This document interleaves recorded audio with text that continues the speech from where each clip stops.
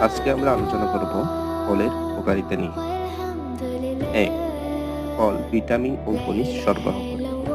ফলে বিভিন্ন vitamin C, এ, ই এবং ফোলেট সহ অনেক গুরুত্বপূর্ণ খনিজ পদার্থ যেমন পটাশিয়াম, আয়রন, ম্যাগনেসিয়াম ইত্যাদি থাকে। ২. রোগ প্রতিরোধ ক্ষমতা বাড়ায়। ফলের অ্যান্টিঅক্সিডেন্ট শরীরের রোগ প্রতিরোধ ক্ষমতা, ইমিউন সিস্টেম শক্তিশালী করে এবং বিভিন্ন ভাইরাস ও ব্যাকটেরিয়ার সংক্রমণ প্রতিরোধ করে। ৩. হজমে সহায়তা করে।